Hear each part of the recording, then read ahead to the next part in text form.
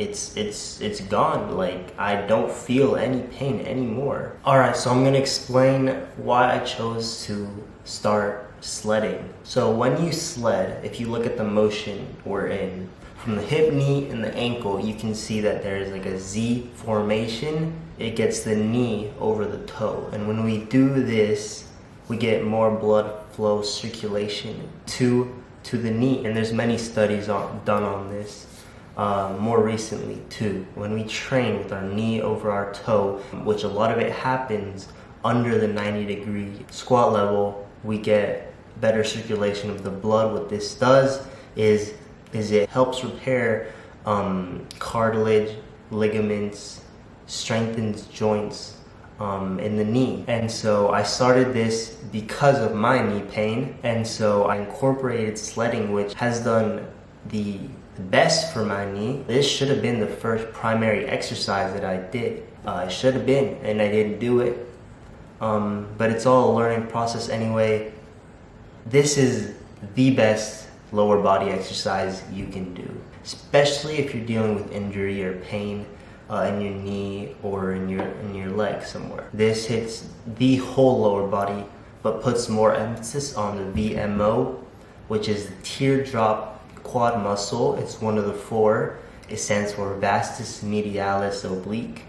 A lot of people just call it vastus medialis, but this one is the closest one to the knee. Therefore, if we focus and train on this quad muscle specifically, it makes it a lot easier for the knee to be stronger and heal. So the workout consists of walking backwards but pulling a load with you. So I started directly with 90 pounds, 245 plates. So I'm gonna emphasize on walking with the toe. You wanna plant toe first every time until you fully extend and heel on the ground, push with the heel. 10 minutes in total of walking backwards. The first 2 weeks I did 30 meters there and back, and then I just upped the distance, more time under tension. That's what you're looking for.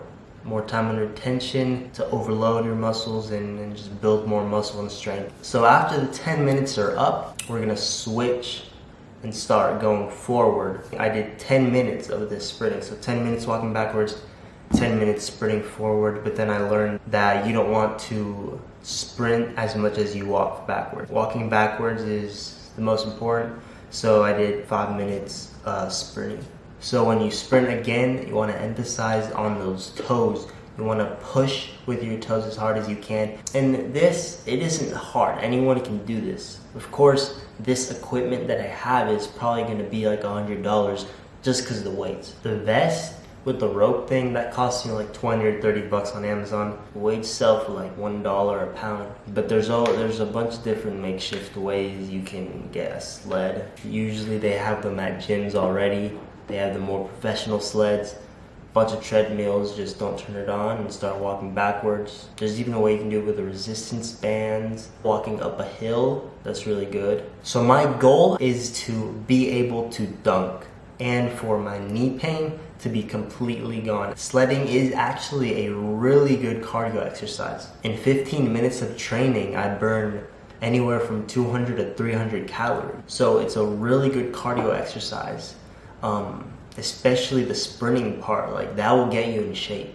And all it takes is 5 to 7 minutes. The sprinting part, it's a really good glute and hamstring exercise. Of course with calves too. When you're walking backwards, it hits the VMOs, it also hits the whole quad, and it trains the tibialis, which that is a super good muscle you want to train if you're dealing with knee pain, especially right in the front of the knee, and if you're dealing with shin splints. Well, basically my knee pain is just completely gone, and I tested this. Well, I didn't like mean to test it, but so there was a week where I didn't train, like literally didn't train lower body or anything, or sledding.